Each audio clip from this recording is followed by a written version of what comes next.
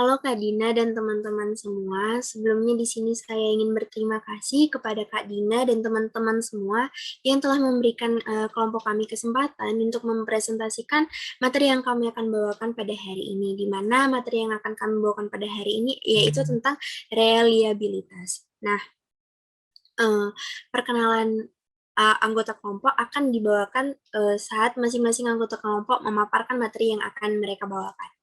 Dan sebelumnya, perkenalkan nama saya Anastasia Emilia Brubarus dengan NIM 2013010005. Nah, di sini saya akan membawakan materi pada hari ini. Next slide. Di sini ada conceptual overview. Nah, sebelumnya kan kita judul besar kita itu hari ini adalah reliabilitas. Mungkin teman-teman semua itu udah sering lah ya mendengar kata-kata reliable gitu. Reliable mungkin kita udah sering pelajari di mata-mata kuliah lain selain psikometri. Dan ini mungkin udah nggak asing lagi untuk kita dengar. Nah, di mana reliabilitas itu adalah konsistensi, di mana ini mengacu pada sejauh mana skor pada tes itu bebas dari pengukuran. Jadi makanya oleh karena itu ketelitian pengukuran itu adalah komponen yang paling penting dari keandalan gitu. Nah, gimana sih reliabilitas itu? Nah, mungkin di materi sebelumnya atau di mata kuliah sebelumnya dikatakan bahwa valid itu udah tentu reliable. Tapi kalau reliable itu belum tentu valid gitu. Kenapa? Misalnya dia udah konsisten, namun dia itu nggak tepat sama sasarannya. Dia jauh dari sasarannya. Maka ini dibilang dia reliable, namun nggak valid. Tapi kalau misalnya dia udah konsisten, dan dia itu tepat pada sasarannya, dia itu dinamakan dia itu valid dan dia itu juga reliable. Nah, reliabilitas itu mengacu juga pada konsistensi dari error gitu. Nah, gimana sih konsistensi dari error itu? Nah, misalnya di sini aku kasih contoh kayak jam. Misalnya jam itu misalnya pernah telat, pernah kecepatan gitu. Misalnya jamnya ini telat aja kita buat. Telat 5 menit. Jadi dia itu error 5 menit. Namun errornya ini lewatnya ini konsisten gitu. Dia terus 5 menit telatnya setiap perputaran jam gitu. Dia terus telat 5 menit. Nah, ini yang dikatakan bahwa jamnya itu reliable karena errornya itu konsisten. Nah, reliable ini digunakan sebagai simbol keakuratan dalam suatu pengukuran gitu. Jadi apa sih fokus dari reliabilitas ini gitu? Fokusnya itu adalah di bagaimana seseorang itu mengevaluasi tingkat kesalahan pengukuran dalam satu set skor. Nah, next slide.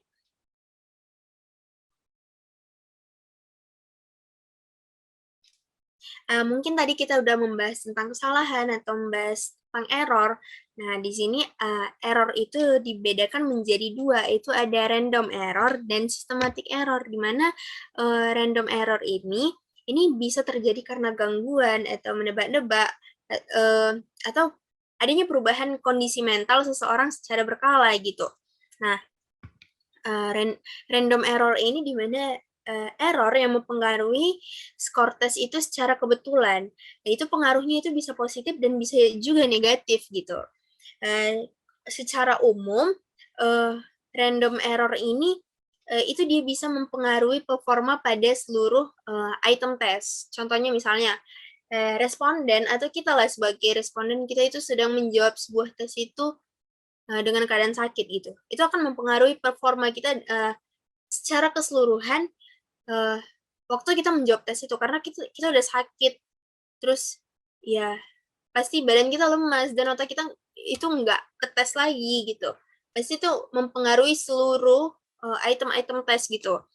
Namun ada secara khusus itu misalnya dia itu hanya mempengaruhi itu memberi performa pada satu atau beberapa item tes. Misalnya kayak kita itu lupa atau kita nggak tahu menjawab beberapa item tes yang diberikan sama kita.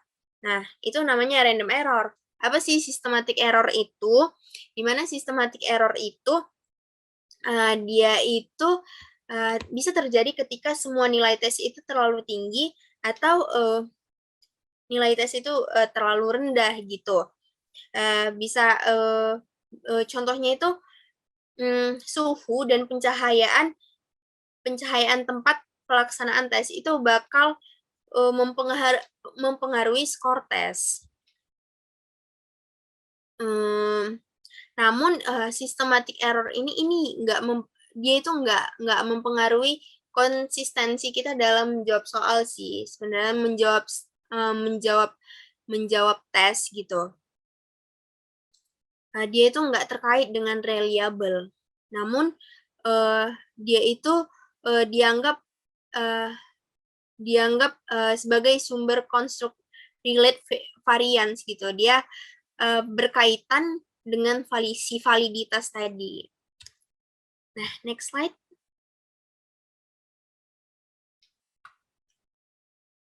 Nah, di sini ada true score model, di mana true score model itu nilai yang sesungguhnya. Mungkin setiap kita ingin melakukan pengukuran, kita itu pasti mengharapkan skor yang sesungguhnya.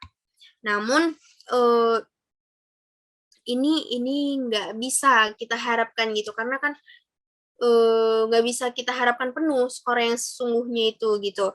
Nah, true score model ini diperkenalkan oleh si Charles Perman itu pada tahun 1904. Nah, selama kurang lebih 1 abad, true score ini memiliki true score yang dimiliki oleh Charles Perman ini sebagian besar memiliki pendekatan terhadap estimasi reliabilitas. Oleh karena itu dia dimasukkan ke dalam reliable gitu. Jadi ini tes sebuah teori tes klasik yang mungkin sampai sekarang ini masih kita pergunakan gitu. Jadi pada skor tes itu nggak hanya menunjukkan hal yang ingin kita ukur aja, tapi dia itu juga menunjukkan hal-hal yang nggak ingin kita ukur gitu. Di sini dikatakan bahwa di sini dikatakan bahwa true score model ini bersandar pada asumsi bahwa skor tes merepresentasikan pengukuran yang bisa salah dari sifat atau atribut manusia. Nah, oleh karena itu error itu pasti selalu ada dalam sebuah pengukuran, tapi itu nggak bisa dihilangkan, tapi bisa kita minimalkan. Nah, artinya kalau misalnya di dalam makalah yang telah kami sediakan, di situ ada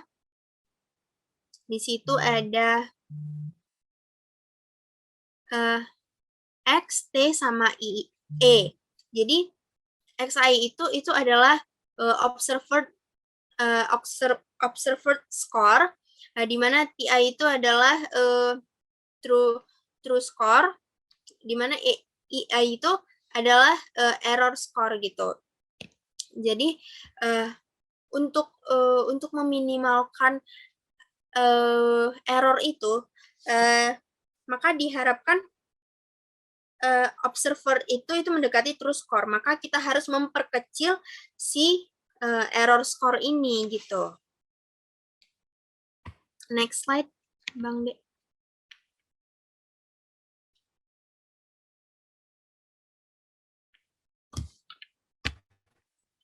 Di sini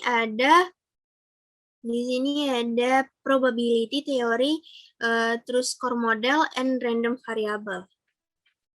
Nah, variabel acak itu biasa dikaitkan dengan satu set probabilitas, di mana dalam true score model itu skor tes itu adalah variabel acak.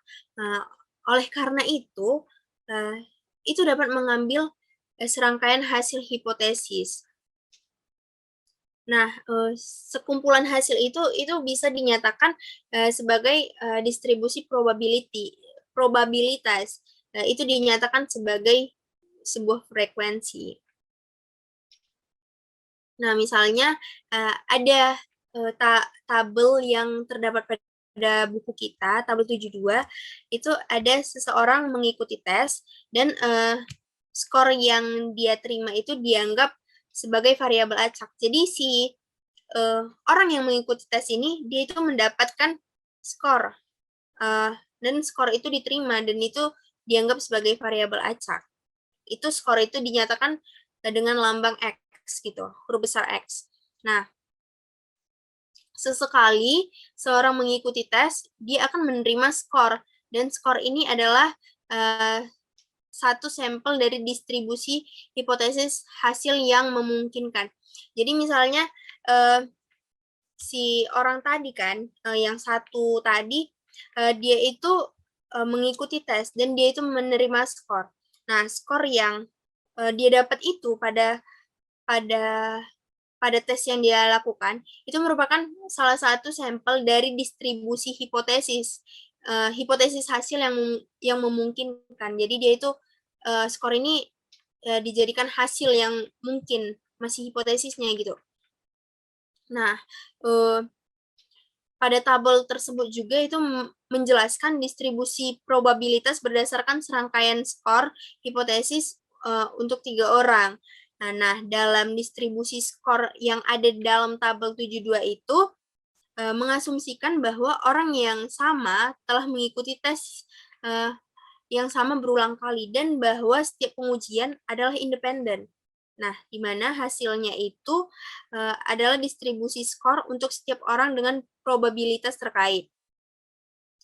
Nah, probabilitas itu ditunjukkan pada tabel 7.2 yang ada dalam buku Price, itu sama dengan frekuensi relatif untuk skor berdasarkan pada kesempatan pengujian yang dilakukan berulang kali. Jadi tadi kan sudah dijelaskan bahwa mereka ini ditempatkan pada pengujian yang udah berulang-ulang gitu. Nah,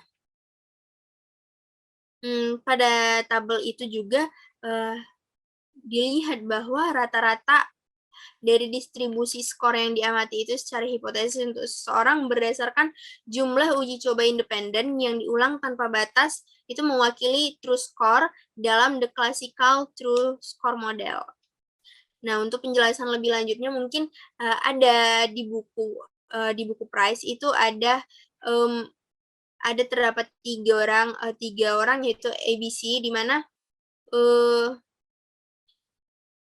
mereka itu dicobakan dalam beberapa percobaan yang berulang-ulang. Mungkin teman-teman bisa lihat di buku kita untuk penjelasan mengenai contoh ini. Next slide.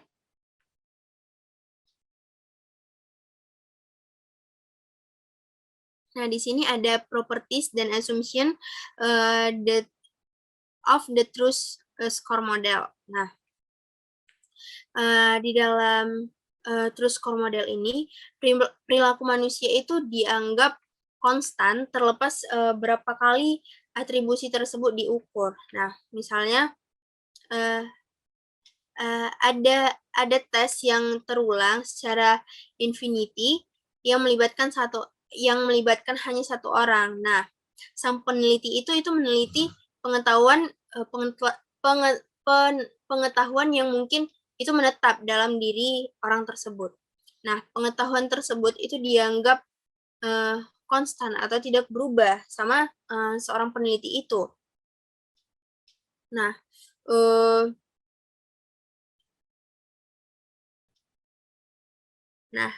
ciri atau atribut hipotesis yang tetap, konstan, dan skor yang diamati itu berfluktuasi direpresentasikan sebagai skor yang sebenarnya atau T yang tadi saya bilang tadi kan ada X, ada T, dan ada E, di mana X itu ada observed score, di mana T itu adalah true score, di mana E itu adalah error score. Nah, karena adanya kesalahan acak selama proses pengukuran, skor X, observed skor itu yang diamati seseorang itu berfluktuasi selama uji coba berulang atau kesempatan pengukuran.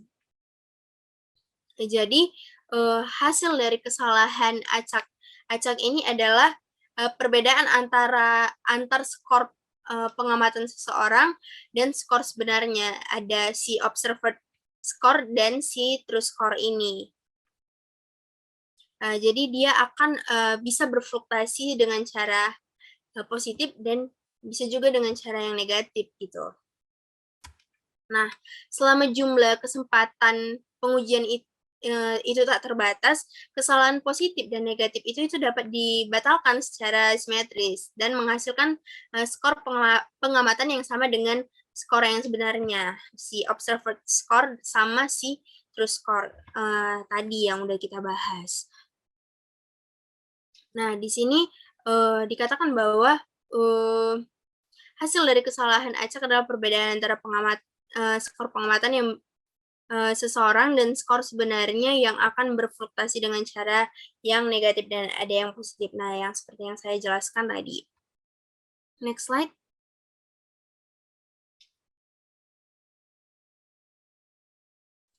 Nah, di sini dikatakan bahwa model skor sebenarnya atau true score model ini itu adalah kesalahan dari rata-rata pengukuran selama percobaan berulang atau kesempatan pengujian sama dengan 0. Nah, demikian hasil presentasi dari saya. Presentasi selanjutnya akan dilanjutkan oleh teman saya berikutnya. Selamat pagi kepada teman-teman dan Kak Dina. Saya akan melanjutkan materi yang sudah dibacakan oleh teman saya sebelumnya. Sebelumnya perkenalkan, nama saya Alisa Sabila dengan NIM 2013011004. Di sini saya akan membawakan materi mengenai extension to the group level atau ekstensi pada level group. Nah, ekstensi pada level group ini memiliki beberapa asumsi atau rumus yang berbeda-beda, di mana asumsi pertamanya itu adalah kesalahan ekspektasi atau rata-rata untuk populasi orang yang dia itu diwakili pada tingkat grup selama jumlah percobaan atau kesempatan pengujian yang terbatas itu adalah 0. Artinya dapat dilihat pada gambar 75 yang terdapat pada makalah, itu mencakup ekspektasi ganda untuk dapat menggambarkan bahwa varian kesalahan atas orang itu dapat ditunjukkan sama dengan rata-rata atas orang dalam kelompok varian dalam kesalahan orang tersebut begitu. Nah, namun ada peringatan atau pengecualian pada gambar 75 yang tertera pada makalah, di mana untuk sampel acak atau random sampling orang dari suatu populasi, itu kesalahan rata-rata itu sebenarnya tidak bisa jadi tidak nol. Namun karena adanya perbedaan teori antara skor sebenarnya dan pengaturan pengujian yang sudah ditetapkan, maka mungkin kesalahan pengambilan sampel itu dapat berasal dari sumber lainnya gitu. Nah, kemudian juga dalam model skor secara hipotesis mengambil sampel acak dari skor kesalahan dari setiap orang di setiap peserta sampel sebagai peserta ujian. Kemudian ada juga asumsi 2. Asumsi 2 itu menyebutkan bahwa skor sebenarnya untuk orang atau dilambangkan dengan I sama dengan harapan atau rata-rata dari skor yang mereka amati selama percobaan berulang yang tak terbatas selama kesempatan pengujian dilakukan. Nah, artinya dalam hal ini sifat-sifat skor benar dan skor salah dalam model penelitian atau pengujian ini itu dapat diringkas sebagai berikut. Yang pertama, rata-rata skor kesalahan dalam suatu populasi atau kelompok itu sama dengan 0. Nah, yang kedua, rata-rata populasi atau kelompok diharapkan skor yang diamati sama dengan rata-rata skor yang sebenarnya, dan kemudian ada juga yang disebut dengan asumsi 3. Nah, asumsi 3 ini mengatakan bahwa dalam model skor sebenarnya, korelasi atau hubungan antara skor benar dan skor salah pada tes dalam setiap populasi sampel atau populasi orang itu sama dengan 0. konsekuensi dan tidak adanya korelasi antara skor benar dan skor error yang saya sebutkan baru saja pada asumsi 3 itu adalah menurunkan varian skor yang diamati dengan melakukan penjumlahan terhadap varian true score dan varian error sebagai komponen linear. Nah, asumsi ini menyiratkan bahwa orang dengan skor yang benar atau bahwa orang dengan skor benar yang rendah atau dia memiliki banyak error ataupun yang juga tinggi, itu keduanya tidak menunjukkan kesalahan pengukuran yang tinggi atau rendah secara sistematis karena kesalahan itu didistribusikan secara acak atau tidak, terkadang sumbernya itu tidak diketahui datang dari mana, seperti itu. Nah, kemudian pada slide berikutnya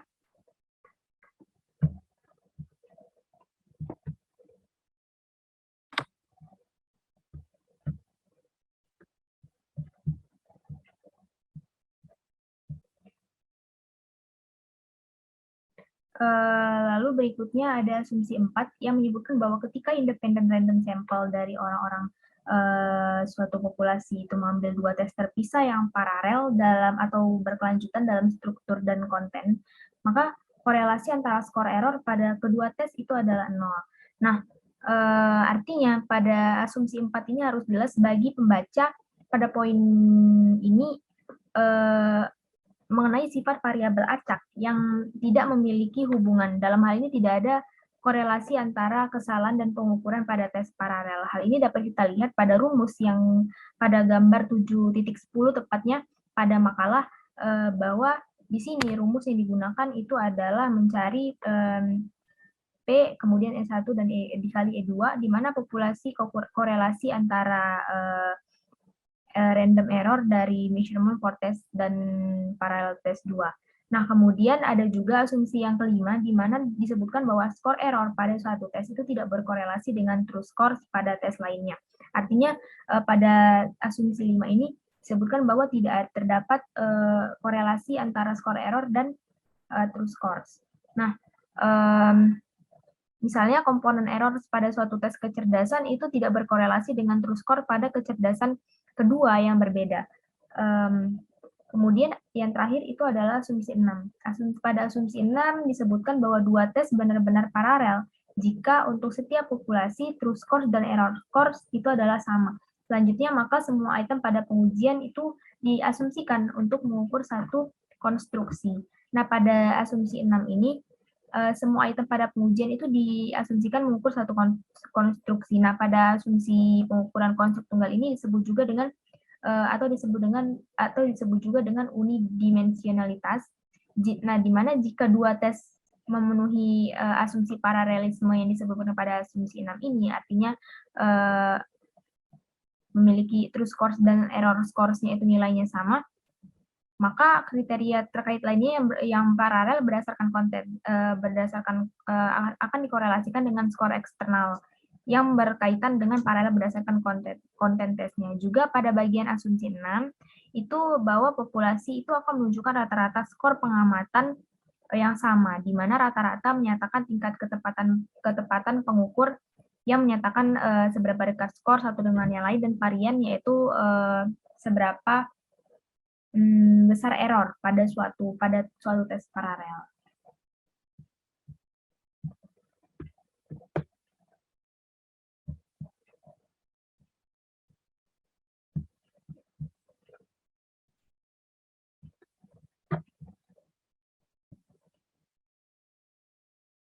Nah, lalu akan muncul pertanyaan, kenapa model tes paralel ini penting? Karena model tes paralel ini memungkinkan model true score itu atau true score model itu menjadi fungsional dengan menggunakan data empiris yang kita miliki. Dan faktanya tanpa model tes paralel, maka true score model itu hanya akan menjadi teoritis karena true score itu tidak dapat diukur. Selain itu, tanpa mengetahui true score, maka penghitungan error score itu juga tidak akan mungkin dilakukan. Nah, maka membuat model tidak efektif dalam pengaturan empiris.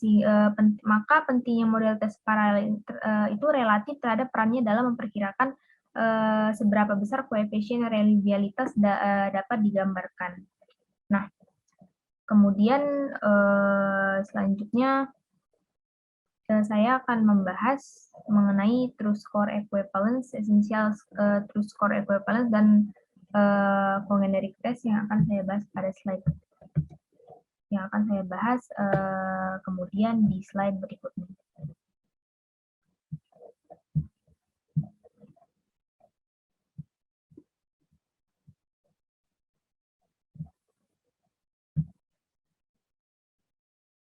Baiklah, selanjutnya saya akan membahas mengenai true score equivalence, true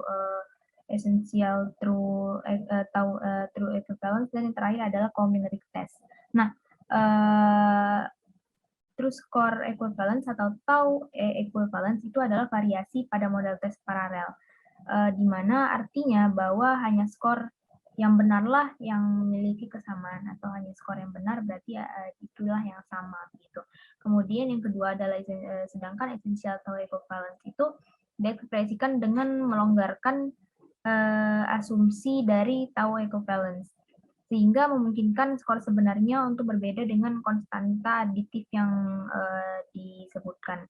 Nah, selanjutnya cognitive test itu adalah variasi yang paling tidak terbatas pada model tes paralel, karena satu-satunya persyaratan adalah bahwa skor sebenarnya yang berkorelasi sempurna pada tes yang dirancang untuk mengukur kontribusi yang sama. Nah, pada model cognitive atau cognitive test ini juga memungkinkan adanya aditif atau konstanta perkalian antara setiap pasangan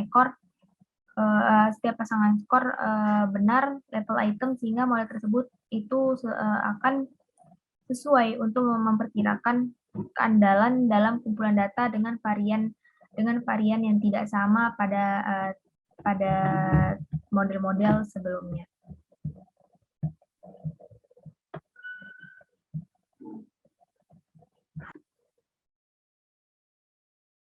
Lalu pada slide yang berikutnya, saya akan membahas mengenai relationship between observed and true scores.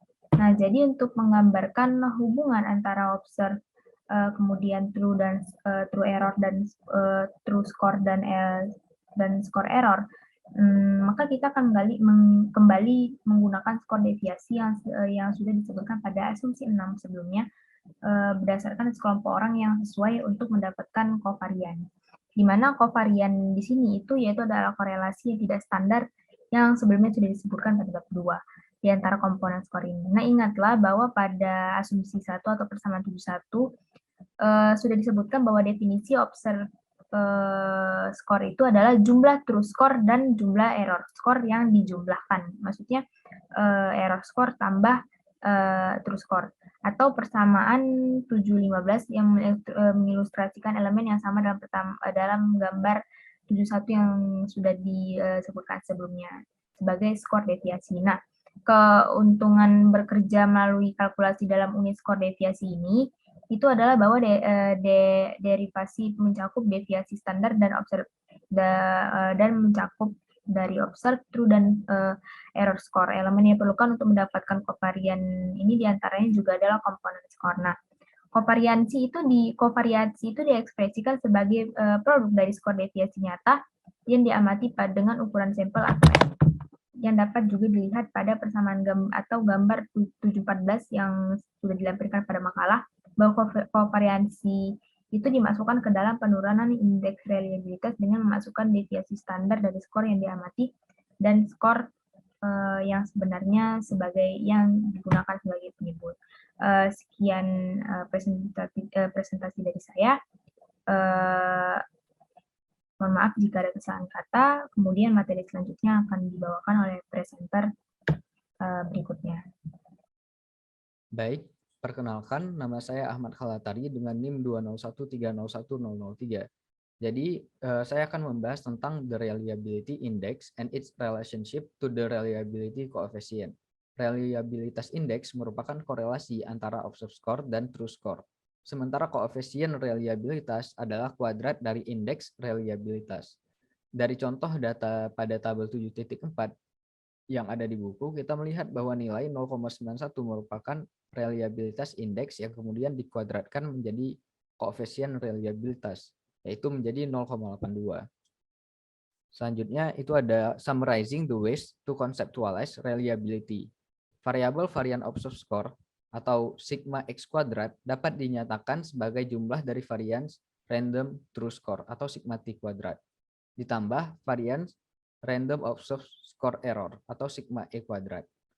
Pada tabel 7.3, kita dapat memasukkan komponen varians dari tabel pada persamaan 7.17 untuk menghitung koefisien reliabilitas. Misalnya, varian true score atau 9,66 dibagi dengan varian of score, yaitu 11,75, sama dengan 0,82 yang merupakan koefisien reliabilitas pada tabel 7.4. Jenis estimasi reliabilitas yang baru saja disebutkan menggunakan varian untuk menyatakan proporsi variabilitas dalam observed score yang dijelaskan oleh true score. Sebagai ilustrasi, perhatikan bahwa korelasi antara true score dan error score pada tabel 7.4 adalah 0,91. Selanjutnya, jika kita kuadratkan 0,91, hasilnya itu 0,82 atau koefisien reliabilitas, yang dalam istilah regresi linearnya itu reliabilitas atau 0,82 dinyatakan sebagai proporsi varian dalam true score yang dijelaskan oleh varian dalam observed score. Nah, selanjutnya kita akan membahas tentang reliability of a composite.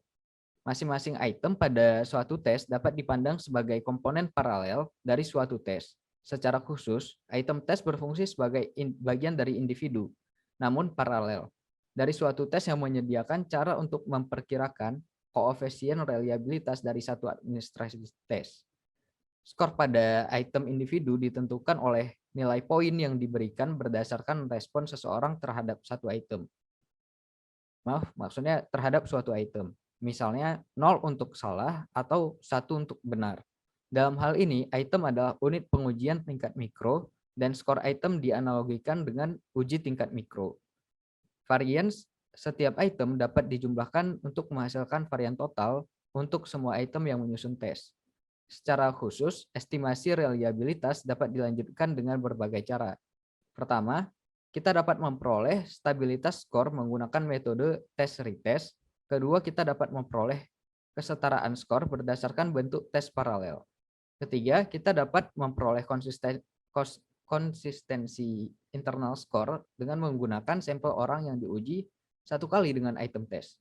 Persyaratan untuk tes atau pengukuran paralel terdiri dari yang pertama itu ada skor rata-rata yang sama, kedua ada deviasi standar yang sama, item atau tes, dan yang ketiga ada varian item atau tes yang sama.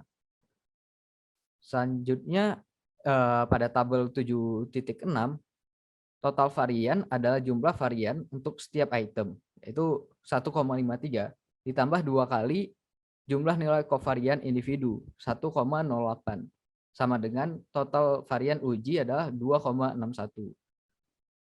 Lalu jika mengganti item di tabel 7.6 dengan skor tes total, yaitu skor total didasarkan pada jumlah item yang terdiri dari sebuah tes, konsep dan detail statistik yang sama akan berlaku mengenai bagaimana mendapatkan varian total untuk satu set nilai tes total.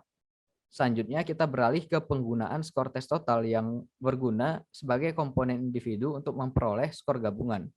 Dalam model true score, skor tes total dibuat dengan menjumlahkan nilai respon item, yaitu nilai skor yang menghasilkan poin yang diberikan untuk setiap orang. Skor total untuk tes yang diperoleh dengan cara ini adalah salah satu bentuk skor gabungan. Bentuk lain dari skor gabungan diperoleh dengan menjumlahkan total skor tes yang atau untuk 2 atau lebih tes. Dalam hal ini, skor gabungan didefinisikan sebagai jumlah skor tes total individu. Selanjutnya ada coefficient of reliability method of estimation based on two occasion. Yang terbagi dua, yaitu yang pertama ada coefficient of stability test-retest method. Yang mana tes ini memperkirakan stabilitas nilai tes yang melibatkan pemberian tes yang sama kepada orang yang sama secara 2 kali dalam situasi yang sama. Setelah data dikumpulkan, seseorang menghubungkan skor dari 2 administrasi tes. Estimasi reliabilitas dengan pendekatan ini menghasilkan koefisien stabilitas.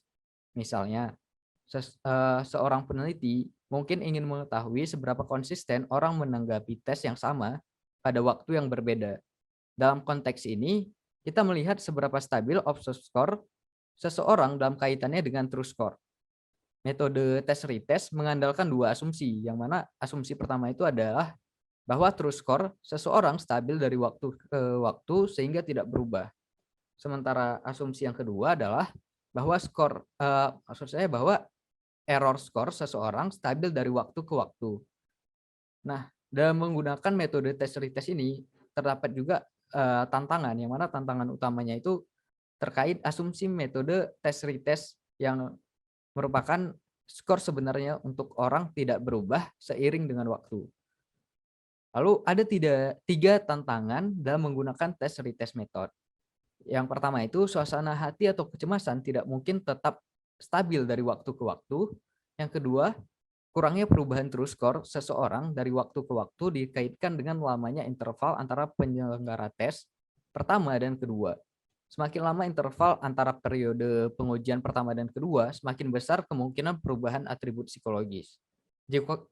Jika waktu antara periode pengujian pertama dan kedua terlalu pendek, yaitu kurang dari 14 hari, kemungkinan efek carryover atau memori atau praktik atau kontaminasi informasi tambahan yang diperoleh orang tersebut tinggi. Selanjutnya, waktu ideal antara administrasi tes pertama dan kedua adalah 14 sampai dengan antara 28 hari.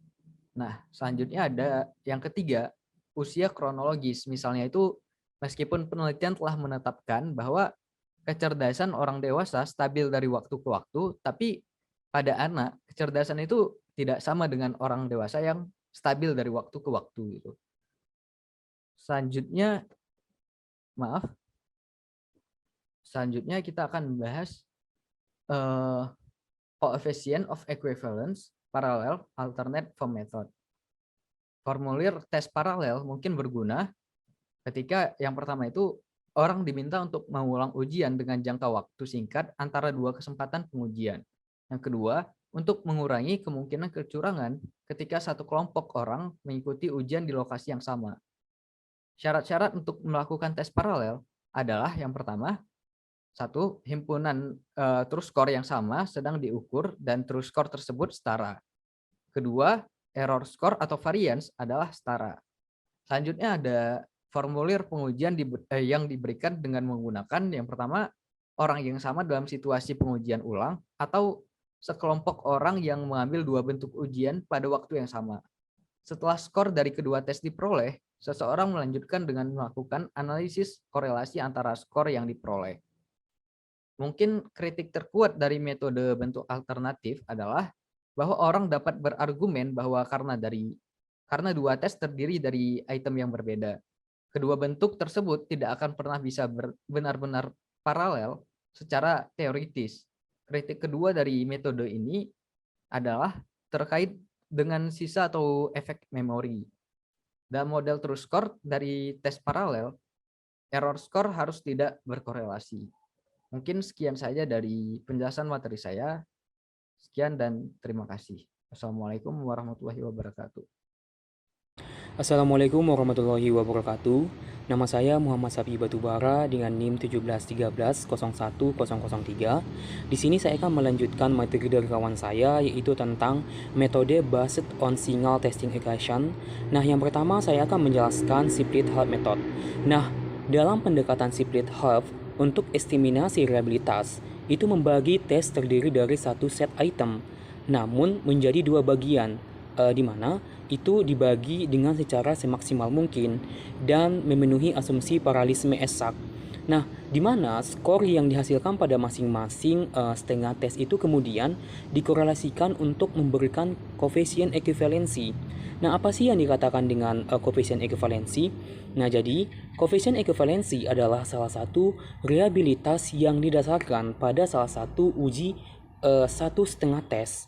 Namun pada saat kita menguji asumsi uji paralel, kita bisa dapat menurunkan reliabilitas skor total, yaitu dengan menggunakan rumus Superman-Brown. Nah, di sini juga dikatakan bahwa metode split hop itu berlangsung dengan langkah, yaitu setelah skor tes pada total tes itu diperoleh, item itu ditugaskan untuk setiap setengah tes dengan cara, yaitu dengan metode acak dan sesuai dengan urutan kesulitan item. Nah, salah satu cara untuk memastikan dan dua setengah tes paralel itu memiliki sarana dan standar yang sama, maka item tersebut harus memiliki konten yang homogen atau konten yang sama dengan menunjukkan homogenitas item.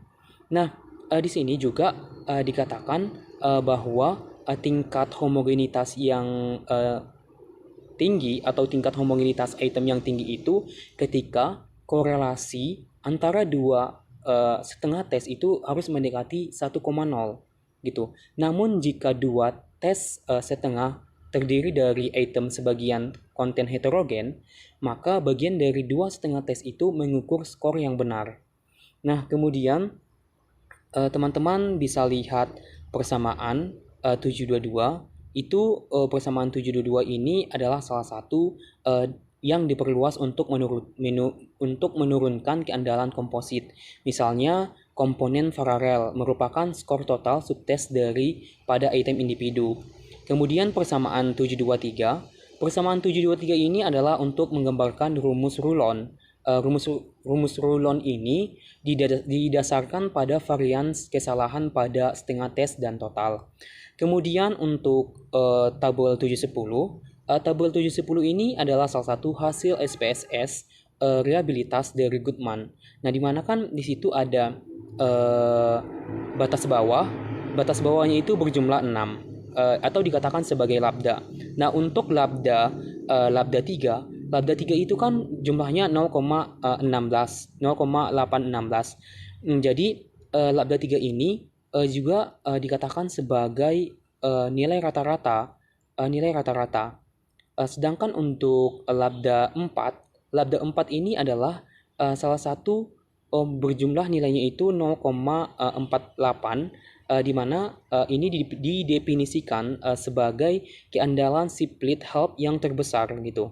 Kemudian masuk kita ke konsistensi internal metode berdasarkan covariance antar item. Nah, bagian ini akan memperkenalkan pendekatan berdasarkan korelasi di antara item tes, di mana metode yang disajikan di sini yaitu dikembangkan untuk menyediakan cara untuk memperkirakan koefisien kewajiban dari administrasi pengujian tunggal tanpa membagi pengujian tunggal menjadi bagian paralel metode. Nah, di sini akan menyajikan tiga metode, yaitu adalah koefisien alfa, kemudian Kuder-Rickarson 20 dan Kuder-Rickarson 21 formula.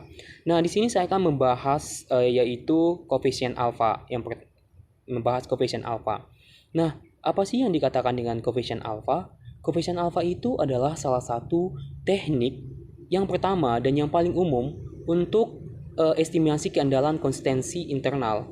Koefisien alfa ini juga merupakan salah satu rumus yang umum karena sifatnya umum. Misalnya alfa efektif nih. Alfa efektif itu untuk mengestimasi reliabilitas skor butir tes yang diberi skor dikotomis gitu. Nah, di dalam ini juga bahwa ada rumus koefisien alfa, teman-teman bisa lihat persamaan 724 gitu.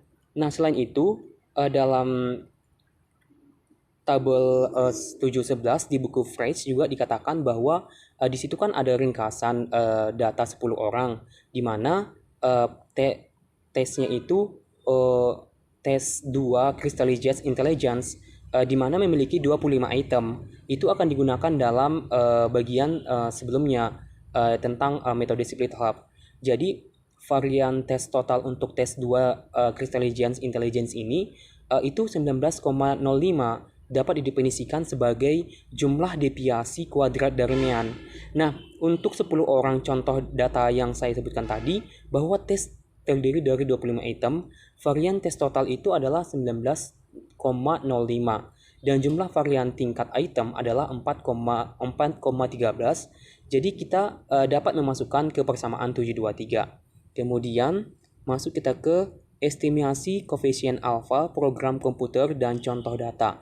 Nah, untuk contoh datanya sendiri, teman-teman bisa lihat di dalam situs web di mana www.guilford.com phrase 2 materials. Teman-teman bisa lihat di situ data-datanya udah lengkap gitu. Kemudian untuk tabel 17 12A sampai D diturunkan dari program SPSS.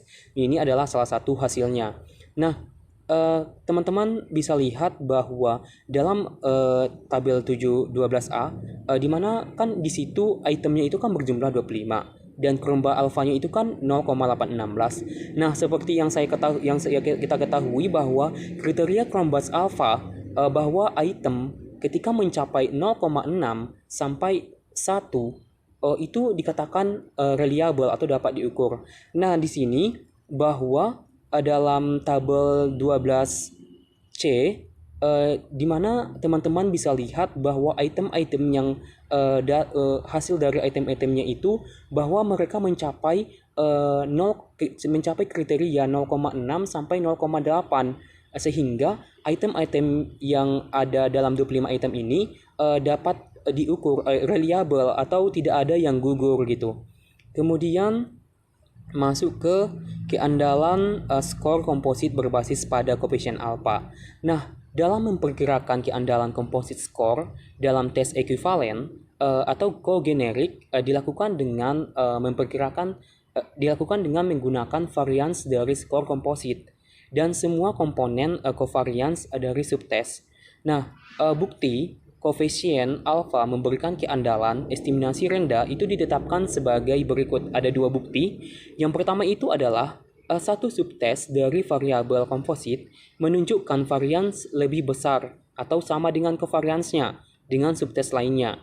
Berarti satu subtes itu dari variabel komposit itu harus menunjukkan variabel yang lebih besar gitu. Kemudian yang kedua, untuk dua tes yang tidak benar-benar paralel, jumlah varian skor sebenarnya itu lebih besar atau sama dengan 2 kali covariance-nya. Nah, jumlah varian skor sebenarnya untuk tes non-paralel atau disingkat sebagai K akan lebih besar atau sama dengan jumlah K dibuka kurung K dikurang 1 tutup kurung komponen variansnya itu dibagi dengan K dikurang 1. Jadi penerapan pertidaksamaan ini menghasilkan persamaan 725. Teman-teman bisa lihat persamaan 725. Sekian dari presentasi saya. Terima kasih. Perkenalkan, nama saya Ahmad Abdul Aziz dengan NIM 201301002. Di sini saya akan melanjutkan pembahasan dari pemateri sebelumnya. Di sini saya akan membahas tentang Kudder-Richardson formulas 20 dan 21. Pada tahun 1937, Kudder dan Richardson ini mengembangkan dua formula. Secara khusus, pendekatan Hoocher-Richardson didasarkan pada sifat statistik tingkat item daripada pembuatan dua tes tengah paralel. Kedua rumus yang dikembangkan adalah KR20 dan KR21. Ini diberi nomor sesuai dengan langkah-langkah yang terlibat dalam derivasi mereka. Baik KR20 dan KR21 terkait erat dengan koefisien alfa. Faktanya, kedua rumus tersebut dapat dilihat sebagai versi yang lebih membatasi koefisien alfa. Misalnya, rumus KR20 ini hanya berlaku untuk item yang diberi skor dikotomis pada persamaan 7.26. Untuk menjelaskannya, perhatikan bahwa pada pembilang 7.26 di dalam tanda kurung adalah jumlah perkalian dari proporsi orang yang menjawab dengan benar setiap butir soal tes dikalikan dengan proporsi orang yang menjawab salah pada setiap butir soal tes. Dalam KR20, varian untuk item dikotomis didasarkan pada perkalian proporsi, sedangkan dalam koefisien alfa, turunan item yang tidak terbatas akan mengalihkan proporsi yang benar dikalikan dengan proporsi yang salah. Untuk satu item karena item tersebut diizinkan untuk pemberian skor pada tingkat pengukuran pada tingkat ordinal ataupun interval. Terakhir, jika semua butir soal memiliki tingkat kesulitan yang sama, maka rumus yang berlaku adalah rumus KR21 yang berlaku dan diberikan dalam persamaan 7.27. Lalu reliability estimation using the analysis of variance method. Pendekatan lain yang berguna dan umum untuk memperkirakan reliabilitas nilai tes adalah analisis varian. Pertimbangkan rumus untuk koefisien alfa di dalam KR20 dan KR21. Tujuan utama dari rumus ini adalah pembagian. Yang pertama adalah varian yang dikaitkan dengan item individual. Lalu yang kedua adalah total varian yang secara kolektif disumbangkan oleh semua item pada tes. Persamaan untuk metode ANOVA ini diberikan dalam persamaan 7.28. Untuk menjawab pertanyaan sebelumnya, kami mempertimbangkan reliabilitas skor perubahan sebagai fungsi dari reliabilitas skor asli itu digunakan untuk menghitung perbedaan skor. Lalu korelasi antara skor yang diperoleh pada kedua tes.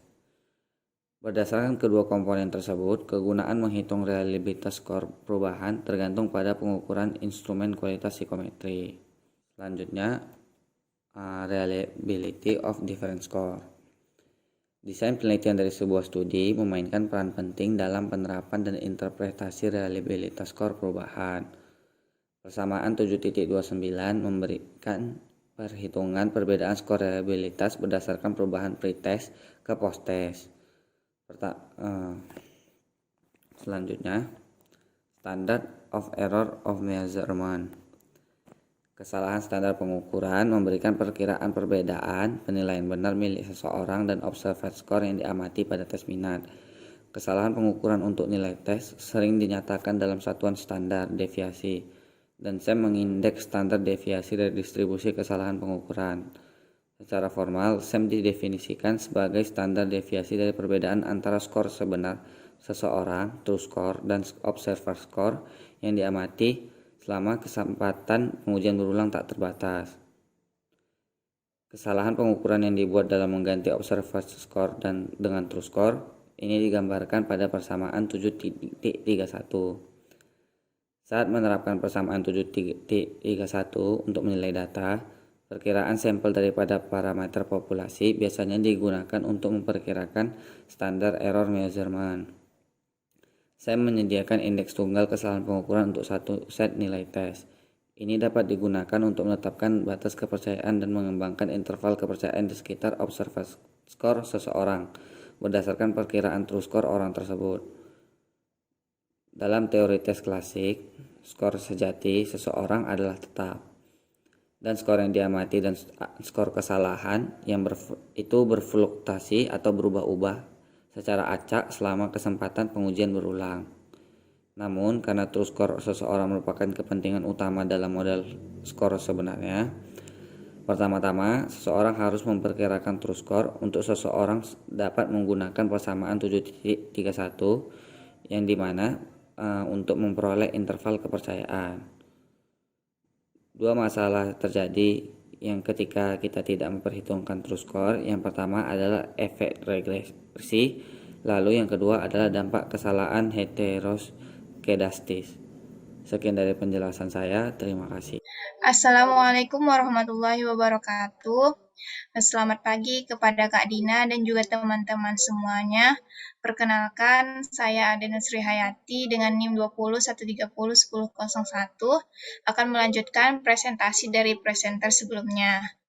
Nah, yang pertama, saya akan menjelaskan mengenai interpretasi atau penafsiran dari standard error measurement, di mana untuk memudahkan pemahaman bahwa true score itu seseorang itu akan berada pada interval keyakinan berdasarkan observed score orang tersebut. Maka yang harus dipertimbangkan adalah berdasarkan contoh yang ada di PPT ini adalah contoh 7.35. Ada juga B, kita mengasumsikan bahwasanya true score orang tersebut adalah 16, sedangkan reliabilitasnya adalah 82 dan standard error measurement-nya ada 1.82. Nah, selanjutnya kita mengasumsikan bahwa orang tersebut telah diuji 1000 kali. Nah, dari 1000 kali pengujian berulang, didapatkan 950 atau 95%, itu akan berada pada 2.94 poin dari true score tersebut, atau misalnya antara 13.07 dan juga 18.95. Nah, 50 skor itu akan berada di luar interval, yaitu 13.07 hingga 18.95. Dan akhirnya, jika interval keyakinan itu diturunkan untuk setiap 1000 observe skor orang tersebut, maka 950 dari interval akan dihasilkan di sekitar observe skor antara 13.07 dan juga 18.95 atau setiap interval true score orang tersebut. Nah, dari penjelasan tersebut dapat kita lihat bahwasanya 5% dari waktu true score orang tersebut tidak akan masuk dalam interval 13.07 sampai 18.95. Akan tetapi, ada kemungkinan 95% bahwasanya interval kepercayaan itu dihasilkan dari observer score dari 16 yang berisi true score orang tersebut. Next slide.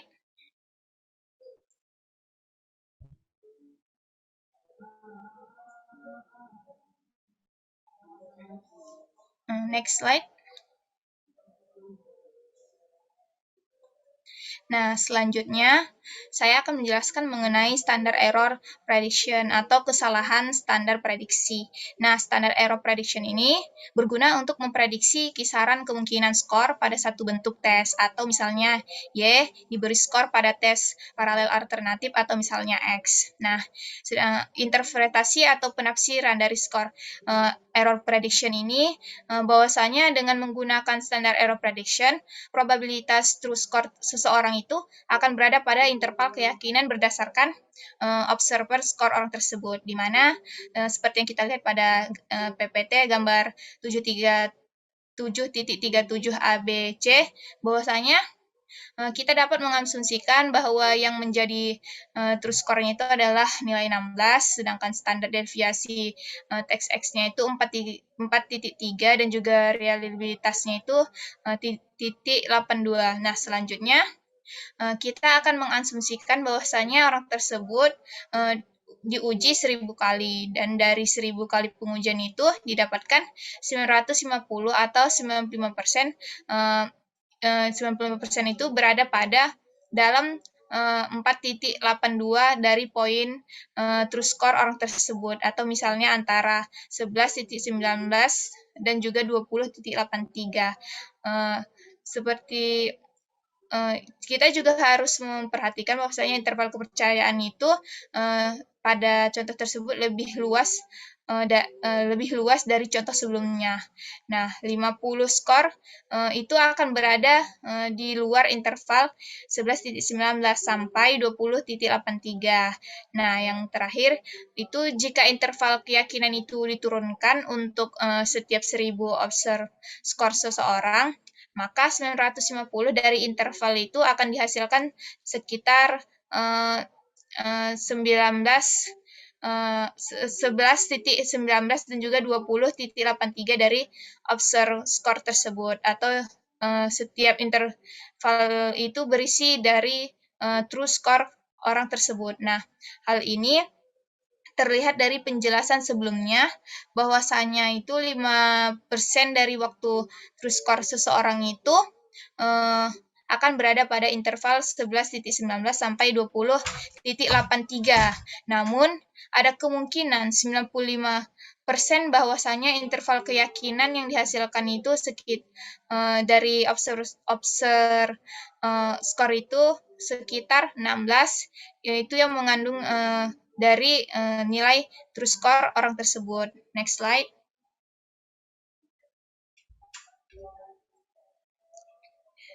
Nah, selanjutnya saya akan menjelaskan mengenai summarizing dan reporting reliability information, atau meringkas dan melaporkan informasi tentang kesalahan dalam pengukuran. Nah, secara luas, setiap prosedur penilaian yang menggunakan beberapa bentuk instrumen pengukuran itu seperti penilaian pengetahuan, keterampilan, dan juga kemampuan itu akan rentan terhadap error ataupun kesalahan. Nah, cara yang untuk menilai kualitas reliabilitas skor itu adalah dengan cara melakukan studi replikasi independen yang secara spesifik itu lebih fokus pada reliabilitasnya. Nah, adapun poin-poin penting dalam melaporkan kesalahan dalam pengukuran itu adalah yang pertama itu kita harus melihat rincian dari sosiodemografi tentang kelompok studi ataupun populasi dalam pengujian tes tersebut. Nah, yang kedua, kita harus melihat dari sumber kesalahan dalam pengukuran pada tes tersebut. Nah, yang ketiga, kita harus melihat seberapa besar kesalahan yang ada dalam pengukuran tersebut. Nah, yang keempat, kita harus melihat tingkat generalisasi di seluruh bentuk tes yang lebih alternatif atau paralel dalam pengukuran tes tersebut. Nah, dan yang kelima, kita harus melihat tingkat kesepakatan di antara penilai ataupun pemberi skor dalam pengukuran tersebut. Nah, informasi tentang reliabilitas skor ini juga dapat dilaporkan dalam satu ataupun lebih dalam bentuk koefisien atau tergantung pada penggunaan skornya seperti dalam stabilitas, tes retestnya, dan juga ekuivalen atau bentuk alternatifnya, dan juga konsistensi internal atau koefisien alfa atau split half-nya. Oleh karena itu, ketika keputusan didasarkan pada penilaian, maka dibutuhkan koefisien interskor ataupun konsistensi penilaiannya. Nah, kesalahan pengukuran dan juga koefisien reliabilitas ini yang melibatkan keputusan berdasarkan penilaian itu memiliki banyak sumber, misalnya itu bias evaluator, subjektivitas scoring, dan juga faktor antar partisipan. Itu semua adalah sumber dari kesalahan dalam pengukuran itu. Nah, untuk memenuhi tantangan ini, ketika kesalahan pengukuran dan juga reliabilitas itu dilaporkan, untuk keputusan itu berdasarkan penilaian yang menghasilkan klasifikasi generalizability theory ini menyediakan bahwasanya kerangka kerja komprehensif ini akan memungkinkan banyak jenis skenario pengujian yang akan diterapkan. Nah, informasi reliabilitas ini juga dapat dilaporkan dalam bentuk kesalahan varians ataupun standar deviasi kesalahan dalam pengukuran. Nah, ketika kita itu membandingkan atau menginterpretasikan informasi reliabilitas yang diperoleh itu dengan menggunakan tes untuk kelompok orang yang berbeda, maka kita harus mempertimbangkan pertimbangannya itu harus diberikan pada perbedaan variabilitas dari kelompok itu. Nah, selain itu, teknik yang digunakan itu juga untuk memperkirakan bahwasanya koefisien reliabilitas itu harus dilaporkan beserta sumber kesalahannya. Nah, yang penting itu untuk menunjukkan model teoritisnya di mana kesalahan pengukuran dan juga koefisien reliabilitas ini diperoleh misalnya dari classical test theory, IRT, ataupun generalizability theory. Nah, langkah ini penting untuk diambil karena interpretasi koefisien reliabilitas ini bervariasi berdasarkan pada model teoritis yang digunakan pada pengukuran.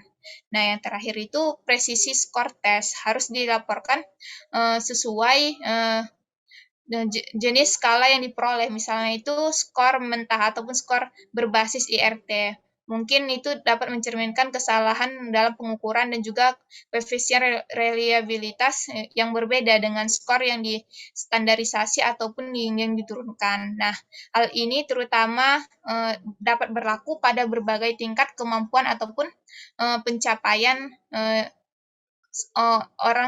seseorang pada pengukuran tersebut. Nah, oleh karena itu, ketepatan pengukuran ini secara substansial dipengaruhi oleh skala di mana nilai tes itu dilaporkan. Next slide.